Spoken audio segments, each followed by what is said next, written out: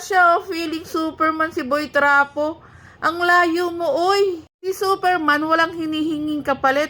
Pero ikaw, kada patawag mo, lagi mong pinupuno ng galit yung mga tao laban kay Mayor Isko Moreno. Totoo naman ha, nasan ka nga ba nung pandemya? O sige, sabihin na natin nagbigay ka ng bigas, maraming salamat po. At nagpasalamat din si Mayor Isko Moreno doon, noon pa. Pero sa pagbibigay mo ba ng bigas na isang beses? Tapos na nga ba yung pandemya noon? Tapos pinagmamalaki mo pa sarili mong bulsa? Tanong lang po, bakit po kaya kayo napatulpo? Kung yabang at yabang lang din at sasabing sariling bulsa ang perang ipinapamigay, ipagyayabang ko sa inyo si Mayor Isko Moreno dahil sarili niyang talent fee ang kanyang ipinapamigay. Milyong talent fee yan ha. Kaya sa mga batang Maynila, huwag niyong hahayaan punuin itong tao na to ng galit ang puso niyo. Kanyang patawag laban kay Mayor Isko Moreno.